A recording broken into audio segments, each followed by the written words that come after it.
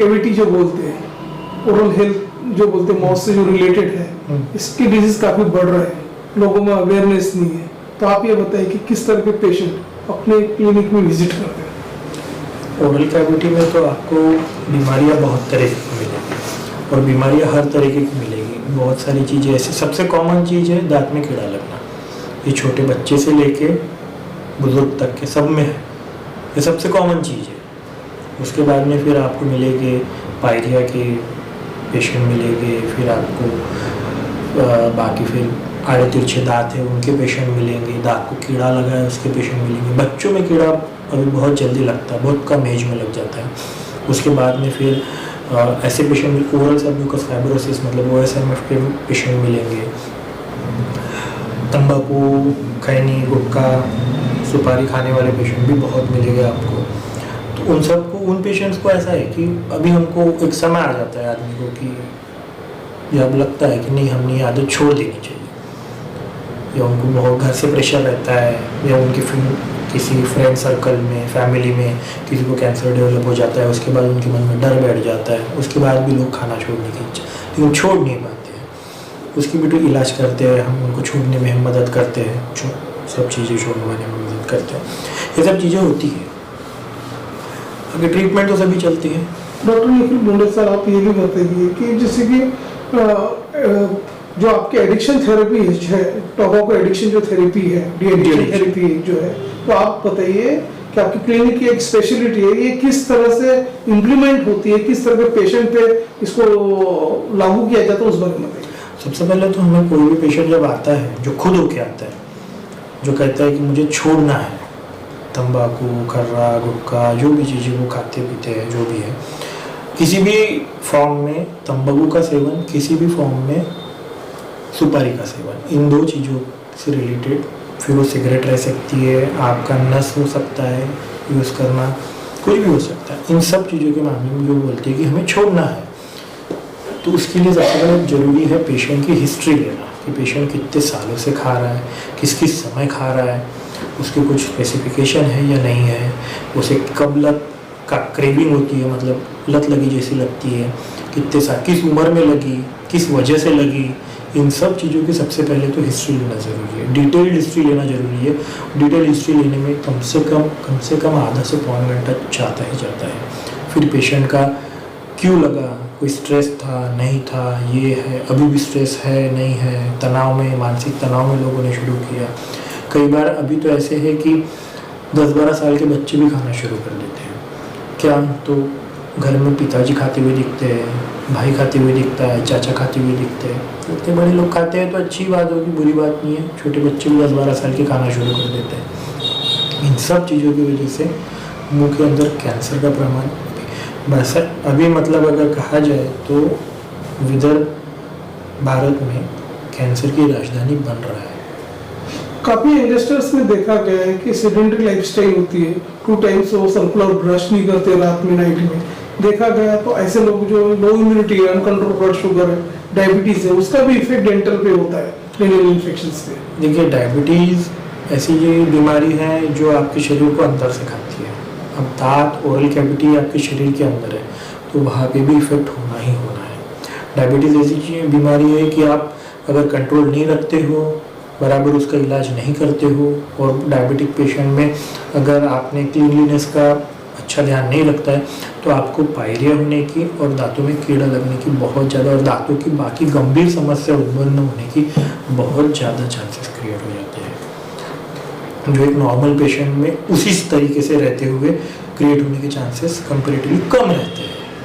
Sir, जिनके दांत गिर गए, जो टूथलेस है, तो ऐसे लोगों में जो पहले एक जो प्रचलित सिस्टम थी, ब्रिज बनाते थे, तो आप ये बताइए कि उसकी मोबिलिटी पे कुछ असर होता है क्या दांतों पे? देखिए, आप अगर आप बोल रहे हो कि दांत गिर गया या निकालना पड़ा किसी भी वजह से, मतलब ऐसा दांत जो बच नहीं सकता था, तो उसे निकालना पड़ता है।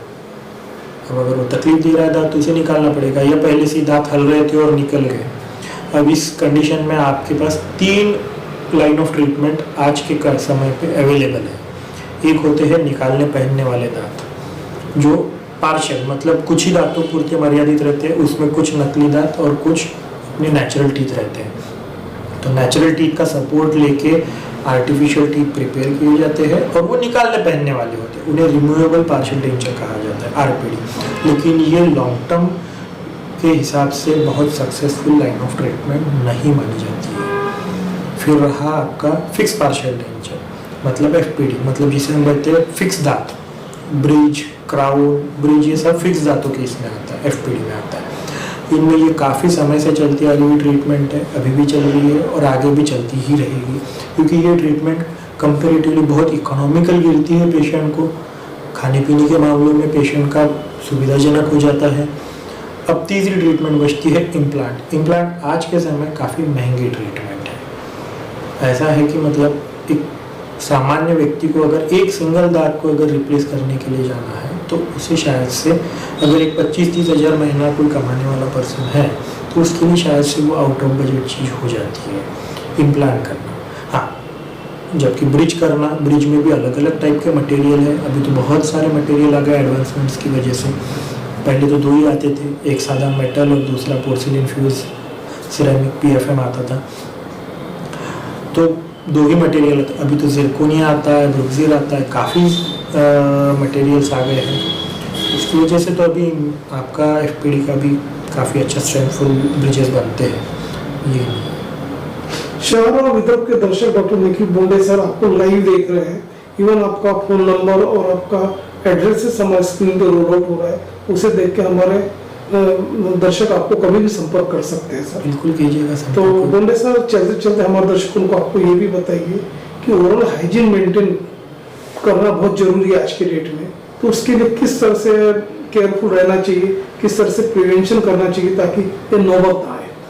सबसे पहले तो देखिए कि ये जो आदत है 2 बार ब्रश करना, कुछ भी खाने के बाद अच्छी से गुल्ली करना, गार्गल करना, ये ऐसा है कि आपको आपके बच्चों में बाल्यावस्था में ही शुरुआत करवानी पड़ेगी। अगर उस समय लग गई आदत तो वो जिंदगी भर रहने वाली और काफ़ी अच्छी आदत रहेगी। तो अगर उस समय लग जाती है तो बहुत अच्छी बात है।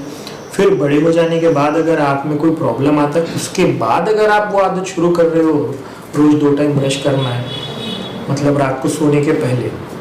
बहुत लोगों को इस चीज़ का ये है कि 2 टाइम ब्रश करना है मतलब शाम को ब्रश कर लिया मतलब हो गया, नहीं, उस ब्रश को कोई मतलब नहीं है। आपका रात का पूरा डिनर, मतलब रात का खाना हो जाने के बाद में आप अभी सोने जा रहे हो, अब उसके बाद ब्रश करने के बाद आप कुछ भी नहीं खाने वाले हो, सिर्फ पानी पीने वाले हो, उस समय ही ब्रश करना उचित है। और सुबह उठने के बाद तो ब्रश करते ही है। तो दराज के दर्शक आपको देख रहे हैं, दर्शकों में एक उत्सुकता ये भी है कि काफ़ी जो दर्शक है, जो जिनके जो दांत है टेढ़े मेढ़े हैं और जो जिनको विनियर की जरूरत है, तो आप ये बताइए विनियर में कुछ एडवांसमेंट आया हुआ है कुछ बारे में? बहुत एडवांसमेंट आए हुए हैं। अभी तो ऐसा है कि अभी रिसेंट सिनेरियो ये है कि आपको जो पुराने ये थे जैसे माप लेते थे मुंह में विनियर्स के समय, विनियर्स में थोड़ा जो पहले ज़्यादा कटिंग करते थे, अभी तो इतने कम थिकनेस पे भी अच्छी स्ट्रेंथ वाले विनियर्स आ रहे हैं कि बहुत दांतों का कम पोर्शन आपको घिसना पड़ता है। फिर आड़े तिरछे दांत करते समय सीधे करने के लिए, और उसके बाद में ऐसा होता है कि आपको अभी बहुत अच्छे लेबोरेटरीज नागपुर में ऑलरेडी आ चुके हैं, तो उसकी वजह से बैक एंड सपोर्ट जो होता है वो भी बहुत अच्छा मिलता है अभी। जैसे पहले एक समय था कि हमें मुंबई या फिर पुणे या हैदराबाद भेजने पड़ते थे बैक एंड वर्क के लिए, जो भी हमको नागपुर में ही अवेलेबल हो रहे हैं। बहुत अच्छे लैब्स आ चुके हैं नागपुर में, तो उसकी वजह से विनियर्स बहुत अच्छी लाइन ऑफ ट्रीटमेंट है। एक तो बात ऐसी है विनियर्स में कि आपका समय कम लगता है, पेशेंट का स्माइल पूरी तरीके से डिज़ाइन किया जा सकता है, पेशेंट को कहाँ पर क्या किस तरह, कोई दांत नहीं मुझे इस तरह नहीं चाहिए उस तरह चाहिए, तो दांतों का डिज़ाइन भी हम ये कर सकते हैं। और उसमें विनियर्स में ये होता है कि हम पेशेंट को पहले दिखा सकते हैं कि आपके दांत इस तरह दिखेंगे।